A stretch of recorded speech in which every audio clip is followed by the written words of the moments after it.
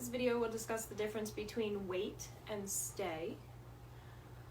They are started out in a very similar way. So we're teaching the dog that when I move, the dog has to stay still. And that can be a hard thing for a lot of dogs. But we use wait and stay in different contexts, and that's very important. We use wait when it's a short period of time that we're expecting the dog to stay still. So I put my dog's food dish down, I say wait, so that they wait politely, they don't rush the dish, and then I tell them free or okay to let them know that they can go ahead and eat. I also use wait when I'm letting the dog out of the crate so that they don't barrel through the crate and potentially knock me over. I also use wait going through doorways so that the dog is not pulling through doorways. And it's also smart to use wait when letting the dog out of the car so that it gives you a chance to get their leash and get a good grip before they jump out, and then that way they're not getting away from you. So in all of those cases, wait is a very brief hold in position. We also use wait frequently in our different obedience exercises. So for example, when we teach the dog how to heel in various ways, we use wait quite often. We use wait when we work on the dog responding to the command come. And there will be a video showing how to start introducing wait to your foster puppy.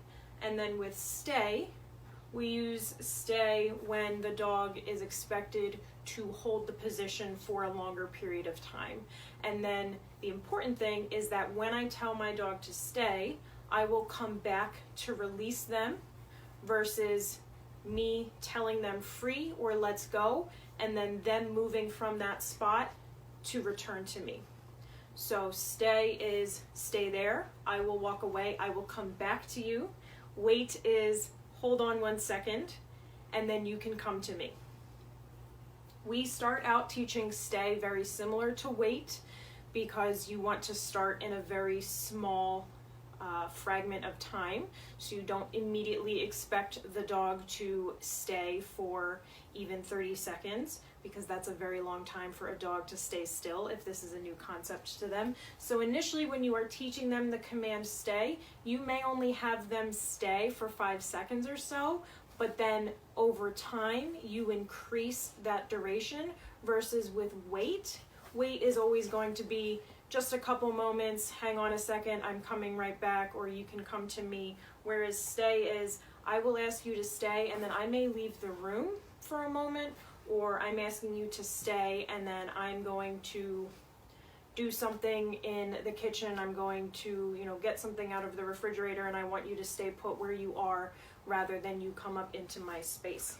And so these are really important distinctions to make, and it's important that you are clear in your expectations of the dog of wait means this, stay means this, and that you're very consistent with it. Otherwise the dog will get confused and they're not sure what you're asking them to do, and then that leads to frustration on both ends.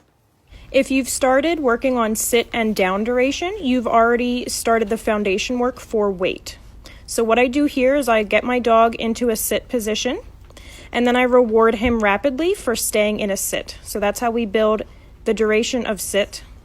And then without giving him a command yet, I take a small step away from him, and then I say yes and return to reward him. So this is teaching him that even if I take a small step away, if you stay still, I will say yes, and then I will reward you. I take a small step away, then I move back again and reward him. And once I see that my dog is understanding the concept, then I can add in the wait command. Wait. And then what I do next is I call my dog to me, because that's what we do when we're going through a doorway or when we let the dog out of the kennel. Wait. I ask him to wait. I take a small movement away, and then I say let's go to call him to me, and I reward him when he gets there.